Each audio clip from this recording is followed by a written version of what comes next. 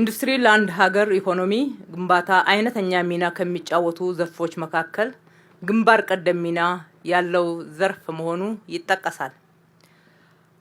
የሀገራት ኢኮኖሚ እድገት መሰረታዊ ልዩነት የሚፈጠረውና የተፈጠረውም ባላቸው የኢንዱስትሪ ብዛት፣ ጥራት፣ ቴክኖሎጂን የመጠቀም የማምረት አቅምና የገበያ ተደራሽነት ተጽዕኖ እንደሆነም ይታወቃል።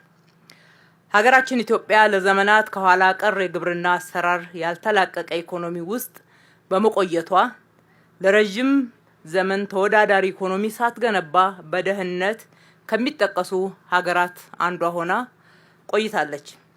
ይህን ችግር የተረዳው የለውጡ መንግስት ዘርፉን ከይስሙላ እንቅስቃሴ አላቆ በፖሊሲ የተደገፈ መሰረታዊ ለውጥ በሚያመጣ አግባብ በሀገር በቀል ኢኮኖሚ ሪፎርም ደግፎ በኢትዮጵያ ታምርት ንቅናቄ በመምራቱ አበረታች ውጤቶችን ማየት ጀምረናል።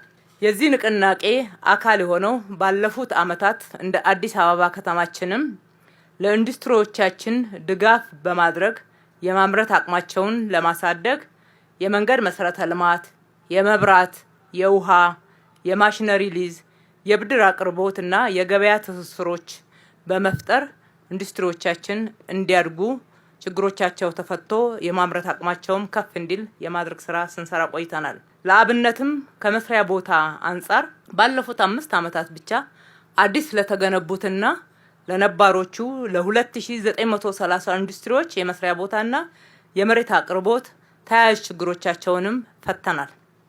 በተጨማሪም ባለፉት 5 ዓመታት ብቻ 20,000 ሼዶችን ገንብተን 35 ሄክታር መሬት ለጥቃቅንና አነስተኛ ማቅረብ ችለናል። በሂደቱም የግሉ ሴክተር ጨምሮ ከ2 ሚሊዮን ሰው በላይ የስራ እድል ማግኘት ችሏል። በሂደቱም አምራችነት አድጓል። ተኪ ምርቶችን በስፋት እያመረቱ ይገኛሉ። ወደ ውጪ በመላክም የውጪ ምንዛሪን በማስገኘት አይተኬ ሚና እየተጫወቱ ነው። እዚህ ክላስተር ውስጥ የገቡትም አብዛኛዎቹ የዛሬ 5 ዓመት አካባቢ አደራጅተን ስራ እድል የፈጠርንላቸው ትላንት ጥቃቅንና አነስተኛ ዛሬ ኢንተርፕራይዝ ወደ ኢንዱስትሪያሊስትነት ያደጉ ናቸው። ይሄ የሚያሳየን ከሰራን ከተጋን በትንሽ ጀምረን ትልልቅ ቦታ መድረስ ጊዜው አጭር እንደሆነ ማየትና መማር ይቻላል።